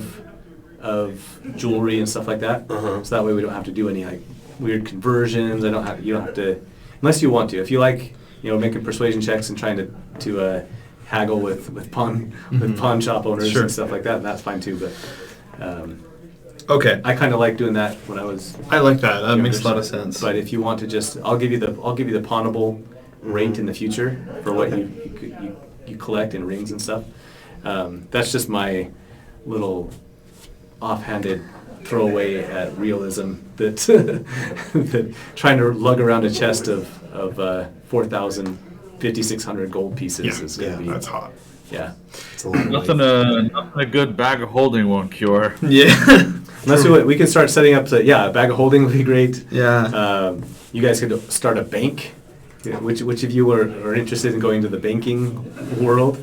And then you could have lines of credit different places, I guess. Okay. Okay, then how about this? We could get deep into the economy here. Sure. How about I think it would be wise to let Eddie hold on to the more expensive items of our party's fund just because he's going to have the sharpest eye for pickpocketers. Okay. Does that make sense to you, Kelvin? Yep. Absolutely. Okay. And he's trustworthy, Yeah. which Calvin is looking slowly right in the eyes. Wow, Kelvin, I'm a little hurt. I don't know that I ever did anything to offend you. I'm sorry if I did. Just said he was trustworthy. Anything else you're reading into? Oh, okay. All right, that's fair. All right, yeah. Yeah, Eddie is trustworthy. That's true. I'll give you there's the 4,500 gold piece ring, and Okay. then how do you guys feel about just in the meantime giving that extra 1K to Tobias so he can kind of use it to... Well, that's what I mean. Tobias, actually, I just rolled. Yeah, actually, yeah. How much does to he see need? how much debt he's gotten into. Uh-huh. I rolled a d4 and he's 1,000. He got a 1, so he Oh, got. nice. He's So that would dig him out. He's got the leases coming up due at the end of this week. Okay. For 1,000 gold. Cool. Then I will do that. Does that sound good, everyone? Yeah. that works. Yep. Yeah, we got operating expenses. You got to pay for permits, insurance. Yeah, yeah. Oy. Dungeons and bureaucracy. There we go. Yeah. I'm telling you, I've got one group. That's all they like to do is That's awesome. start business. Oh, you said that. Yeah. Yeah, It's that's like right. literally I spend half my time setting up like rate of returns on crap that they've invested. It's nuts. You got EBITDA tables. I'm and not. stuff. It's not. Well, I just try to keep it simple. I just say, okay, you're going to get this rate of return. So over time, somebody just has to track when that's coming in. And yeah, anyway, it's funny. The other thing I wanted to give Tobias when we have a second and we're away from everyone else, I Yeah. just want to give him that other soul stone. Oh, I have no idea if the entity inside of it is still cognitive or alive. It was being used as an energy source, but I figured you, who have spent more time with this stuff than anyone, might be a good person to offer it to. he says that perhaps eights can awaken it. There might be something we can do. Eights is like me. She doesn't have much memory of what things were before we were. But I get the feeling that this is different than what's in me. Well, okay, yeah. The other thing I And can do is I can kind of sparkles even a little bit when he's holding just little shocks that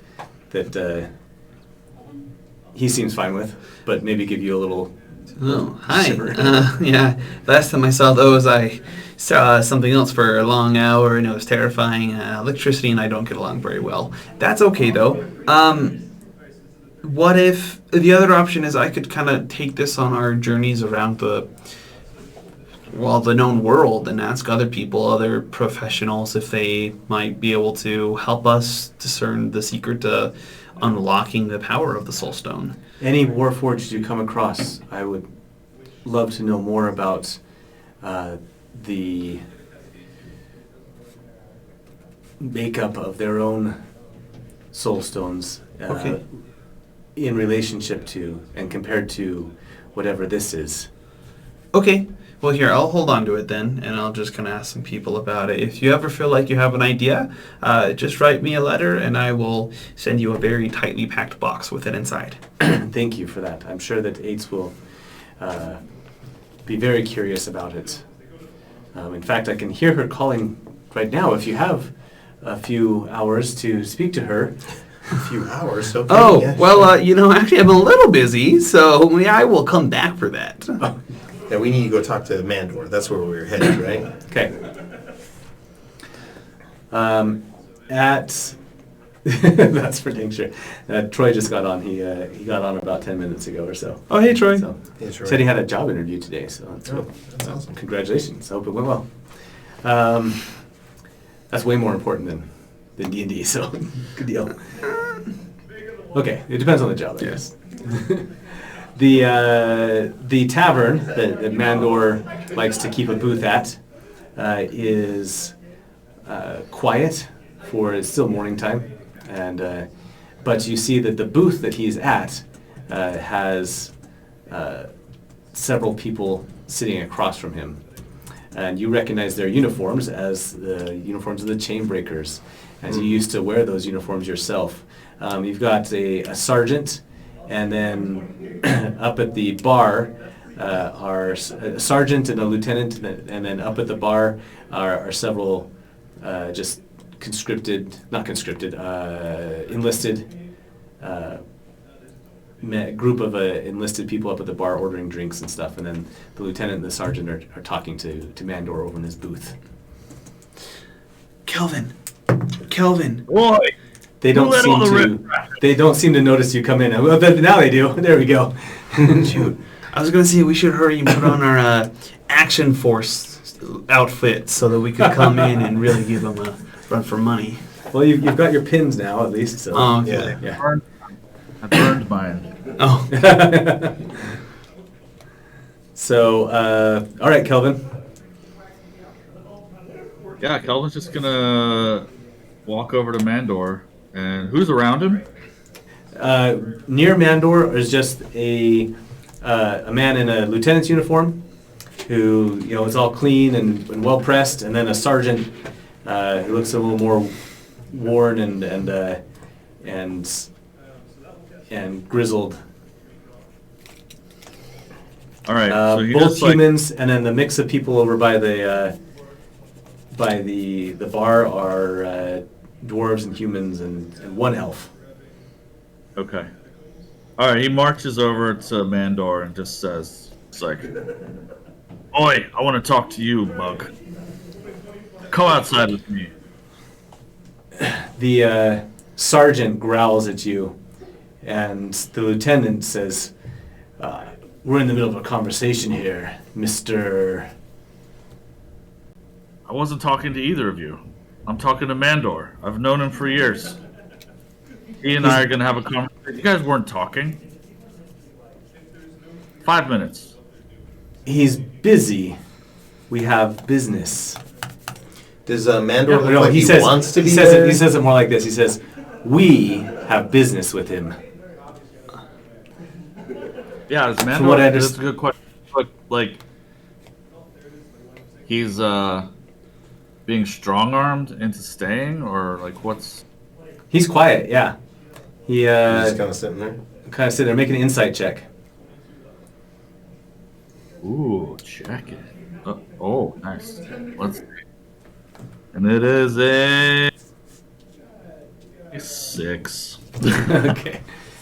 He gives you, Kelvin's out of combat, bro. yeah, man. He's better with a bow in his hand. Yeah. All right. He gives you a shrug and a kind of an apologetic, like, "Sorry, man," and then just a little hand gesture that you think maybe means like some like money or something like that.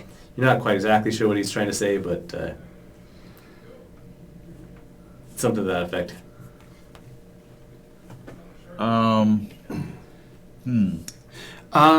While Kelvin is kind I of being stop trying to really communicate with you guys like non-verbally. It's just sure. can't rely on these dice. While Kelvin is doing a great job of like getting into an argument and engaging Okay. these very nice sergeant and lieutenant, is there any way Sully would be able to sneak around and crawl under the table if he has to, but just be able to find maybe a particularly hefty pouch, as if they were about to make a payment to Mandor, and snatch it so they can't make that payment? I think like everybody's eyes are on you guys at this point. So unless you can, like, If we generic could be invisible, but alas. yeah, unless you can find some way to Yeah.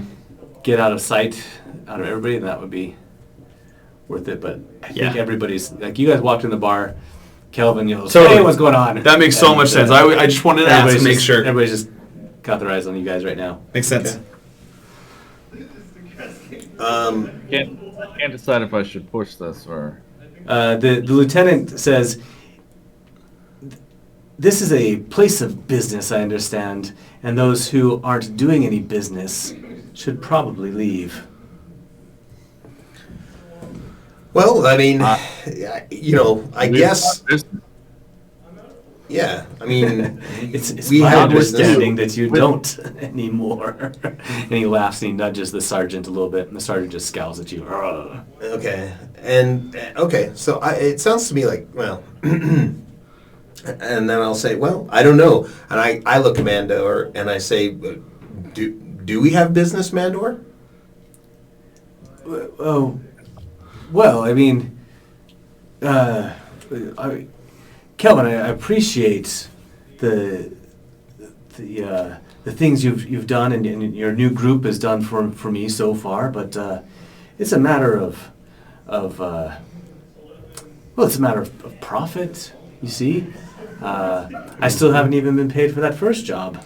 Well, it's kind of funny. That's exactly what we're here for, is to settle up our, what percentage commission were we paying him? 10? You guys are paying him 10, yeah. And they're now paying him 20? That's what Tobias said. Okay. So, I will go ahead and start counting out the share that we owe him, which we had already set aside, It was right? 200. It was 200. So I'm starting to count out the 200, and I kind of look at Sully, and as I'm counting it, be like, it would be really helpful if you could help me in my head with this. These Yeah, figures. totally. I'll reach over and kind of like touch his arm as I kind of come up and establish a psychic connection with him and So Kelvin. you guys are and much better at myself. insight checks among yourselves. Yeah. So and now that as soon as the psychic connection's established, and I'm sitting there making a real production of counting this out. Okay. I say, do you guys care if I mock out or put out a 30% payment here, just to try to get Mandor's attention? And it seems like he might be getting strong-armed by these guys to take this higher percentage, and we could agree to not be strong-armed or try to get in a meeting with him later. If we establish a 30% cut right now, that might be expected in the future, and I'm not sure a mercenary guild can even run on 30%, much less one starting up. I think we match. And we just say, do the so Kelvin 20? will say, Kelvin will say, like, you're counting it out, and Kelvin will just, it's 200, but Kelvin can take it out of his end, and he'll just count out another 200 and be like, here's our pre-agreed upon 20%. He says that real loud. Yeah, and I finished counting out, and I have 20. enough in my bag that I can make up for it now, and we'll just settle up in a second. So I count out the 20%. It's just 20% commission, and then he plunks it down on the table, and he looks at the lieutenant in the eye. He's like, you still believe in free enterprise, right?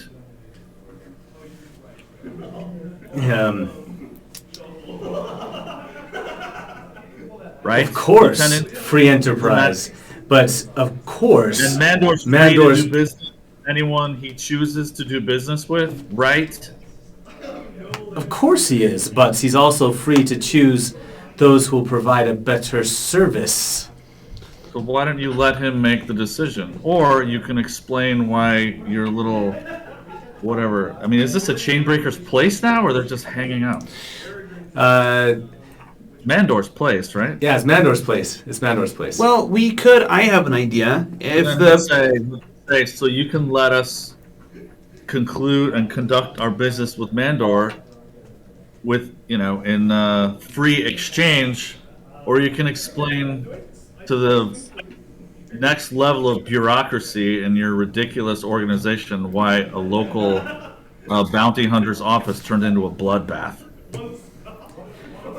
The sergeant stands up and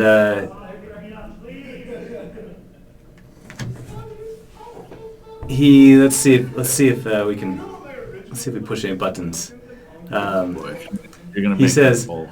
I expected more from a brood. Just wait till your brother hears about how your little interloper operation down here is going. It seems to me that you guys are really questioning Kelvin and our guild's integrity and quality of service. If you call it a guild. Well, I would, and if you don't think it is, and you don't think we have quality, why don't we just settle this for Mandor right now? We can just decide.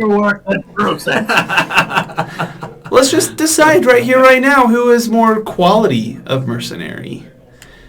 And I'll have Marty, who is waiting outside, just kind of crawl inside the door and Okay. foots, hitting, and I'll have some psychic energy building up in my hands. And as unintimidating as it is, Eddie will take his mace out and start slapping it in his palm, and it is terrible. It's it is not threatening in any way, shape, or form. Sure. He just isn't. So, but that's what I'm trying to do. Tell my brother whatever you like. I'm sure he can take a break between stamping papers and filing forms to listen to whatever nonsensical story you want to tell him. If you want. I'm sure he's got plenty of more important things to do than to worry about a little runt like you. Right. And this is from the sergeant. The sergeant's kind of a shorter guy, and and really stocky, not dwarf, but stocky and all shoulders and stuff. And so he's here calling Kelvin a little runt. So, do you still question our quality? Or are you willing to admit that we actually might have some merit and value that we can offer Mandor, as opposed to a couple of tight shirts who can't even keep track of a single kid?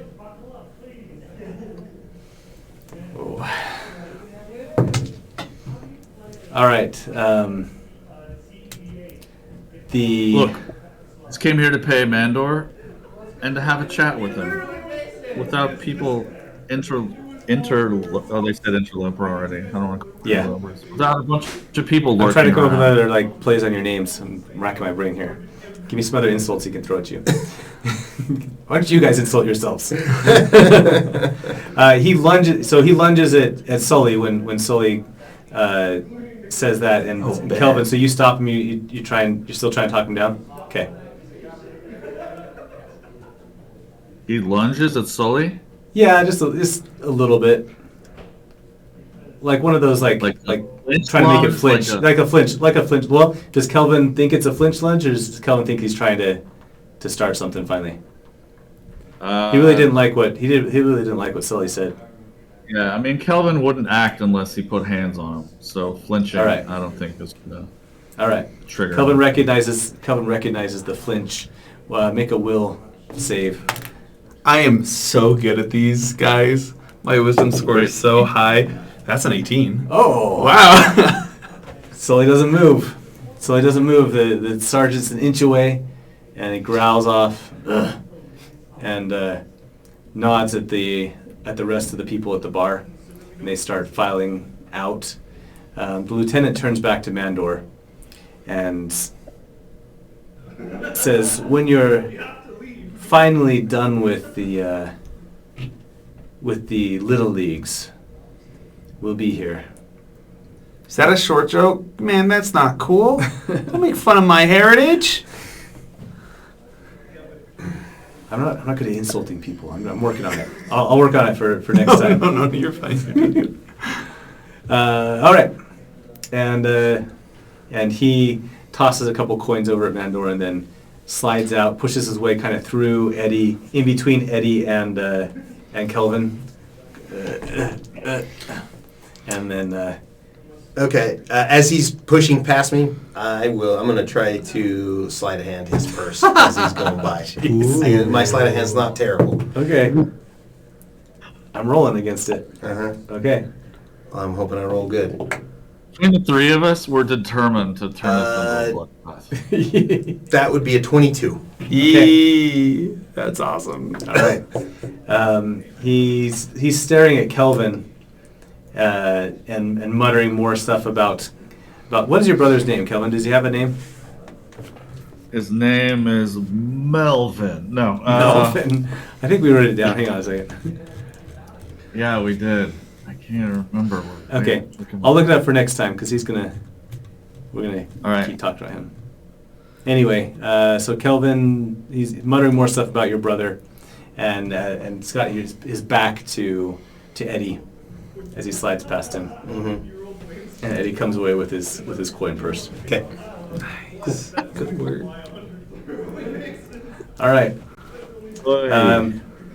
you guys let him head out. Yeah, Yeah. we'll let him leave. We want to get this. I want to get All the right. story from Mandor here. Marty's waiting Can't believe inside the they- door, just growling at them as they pass. Yeah. Okay. He wears the saddle like all the time, so people know Yes, he he's has to have the saddle. domesticated. But Yes. yeah. So, okay. Mandor kind of sighs, a little bit of relief. I don't like bloodshed. I thought for sure you guys were going to come to fists.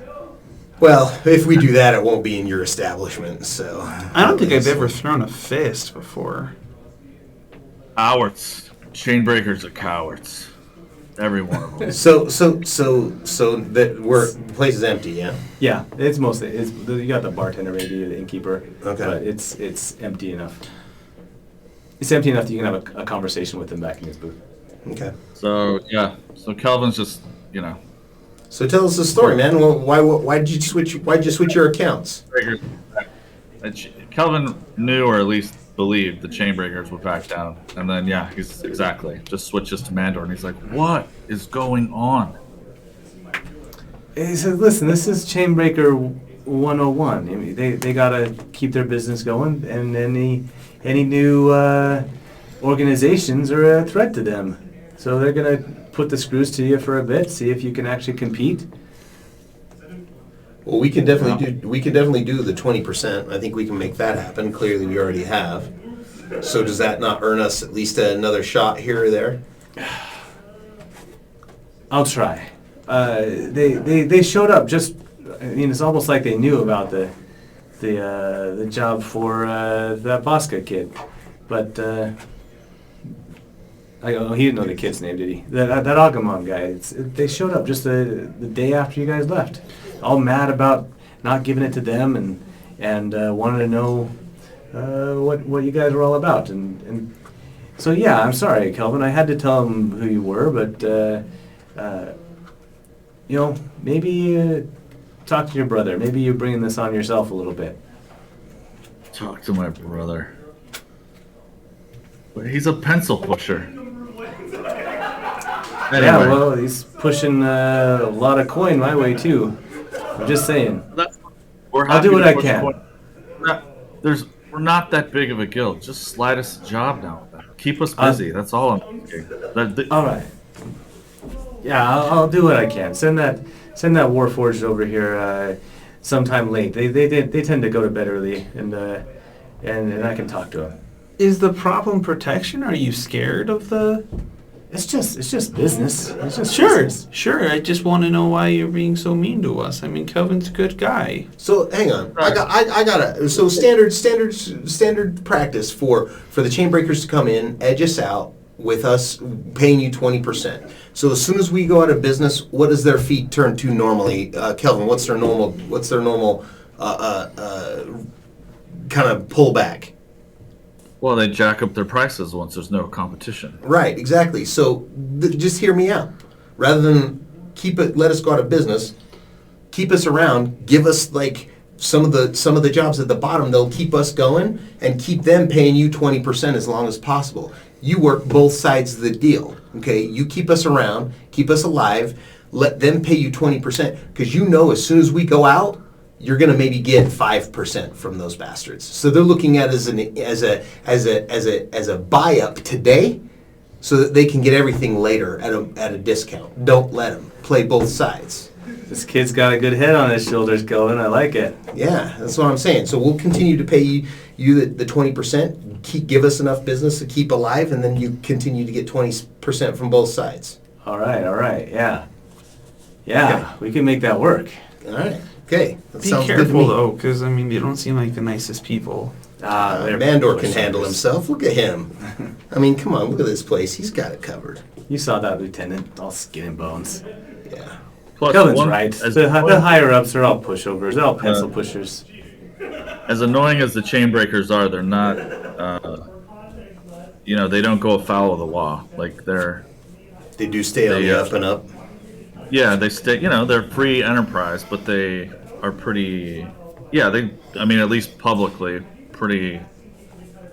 Stay on the up and up. So it's Yeah. like they would never stop anyone from by force from doing commerce from anyone with anyone else. It's all it's all fair when it comes to competition, right? Yeah, Exactly. but they don't have a problem squeezing out competition and then price fixing. No, they're gonna play hardball. Yeah. and try. Yeah, and do they're that, just but, playing- So yeah, But they're not gonna. They're not gonna get. You're not gonna catch them against the breaking the law or something. Yeah, sure. And actually, if you need to set up an intermediary to do business between our man Tobias and yourself, so that you can keep that on the DL, and we just mysteriously stay alive somehow, and then nobody can trace it back to you, then you continue to play both sides. I think that works. I like this kid. I like him. Okay. Well, let's do that. Let's put that together for now. So we can keep Tobias rocking and rolling. So. All right. You got a deal. And Perfect. we'll see what we can do for old Mandor here in the process. I like it. Yeah. Hey, we're all about helping you, man. Really. The better you do, the better we do, right? Yeah. All right. Settle. What else we got going on here? What else you guys need to say to this guy? That's it. Settled. Let's spit in our palm and shake on it. Yeah. All right. Yeah, Mandor. If that's the general. If that's what you're used to, yeah. Slaps palms with you. And, It is now, I guess. It is now. We're spreading coronavirus all over the land. All right, starts here, ground zero. Okay, yeah, he's all on board then.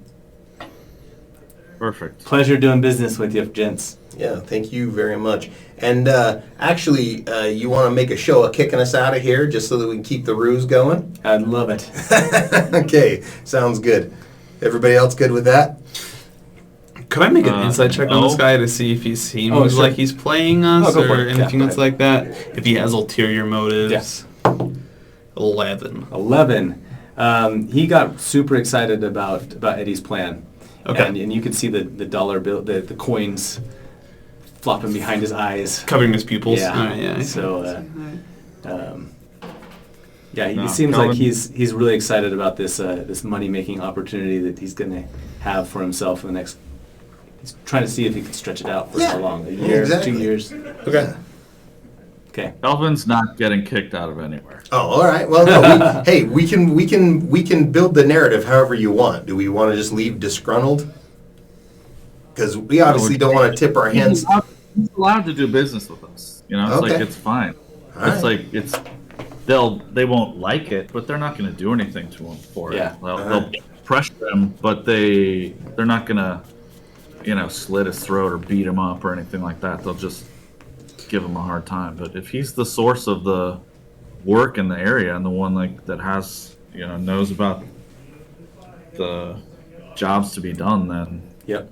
they don't have another choice. Okay, cool. Then we'll leave and just let it lie. And All right. we won't let any try to tip our hand at all as we leave. Okay. So As we leave, I'm just going to subtly leave a single flake of fish food on the table. Great. Just as my calling sign now, kind of adopting it. That's awesome. Yeah. Okay. The later in the day, a waiter. You leave a fish flake. Absolutely, I love that. Yeah. Wow. Later in the day, a busboy picks it up and looks at it, and then tucks it into his pocket as he cleans up the rest Nice. of the table. It's a good tip. All right. cool. All right. Thanks, guys. We'll end it there with just a little note then. Your travels then the next day take you up to Dragon's Keep, where Jin finally opens his eyes just as you're landing up at the top of the keep. And as his eyes fly open, he stands up and looks out of the basket and starts looking back down towards Lee Gate, and he says in a very hushed tone that you have to lean into here, he says, "Suthraga is climbing the mountain." And we'll end it there. Oh. Suthraga's the High cleric. Yeah, the cleric of the Harbingers. He was the. But that was before their corruption, right? Yes. Yes. Okay. So he could actually bring the truth back to the Harbingers so that they are actually doing their real. That's right. Yeah, but am I right? Yeah. Suthraga's the. Yep. What did we call him? The Archon? Yeah. Yeah. Or the Avatar. The He was the Avatar avatar of the Harbingers Hammer. originally, and then their religion, Uh-huh. and he's centuries old, but rumored to still be around, although nobody's seen him in a century or so. But rumored to be long-lived, and the original prophet of what was going to happen with the Harbinger hammer. Okay. So all of his prophecies became that religion. That's right. Right. Yeah. Right. Yeah. All right. We're gonna end that there tonight. Yeah. Go ahead. Kind of Kevin. weird. So he's climbing the mountain, is what he said? Yeah. Some kind of metaphor or something? We'll find out next week. The fat man on walks Dragon's alone. Keep. The fat. Yes. So what is that? What is that Star Trek? What is? Oh, dang it! What is that Star Trek episode where they say just random phrases from history? Anyway. Tarmac and Jalad. Yes. At Tanagra. Yeah, that's right. Yeah. There you go. Jarmak and Talad and. I have to look it up again. Darmok and Jalad at Tanagra. That's right. They only speak in metaphors, Yes. and you're supposed to understand what everybody means when Oh. they say it. Yes. Yeah. Darmak and Jalad at Tanagra. There you go. Dharmic and gelato. Tanagra. Close. Yeah. All right. We're going to call that the end of season 1 of Hey. this Dragon's Keep TV. And next week, if everything goes good and we're on next week, then we'll kick off season 2 and explore more about this northeastern part of the land and see what might be hiding on the other side of this Harbinger's Hammer. So Ooh. stay tuned, and thanks for watching, everybody. We appreciate it. We had a bunch of people jumping on and chatting with us today, and man, that was awesome to see all that on the stream. So I thanks a can't lot. wait to go back and see Thanks, all your guys. usernames. Yeah, we'll Yeah. see you next week. Thanks for watching. I'm on the wrong computer to sign out. All right, see you next week, everybody. Bye.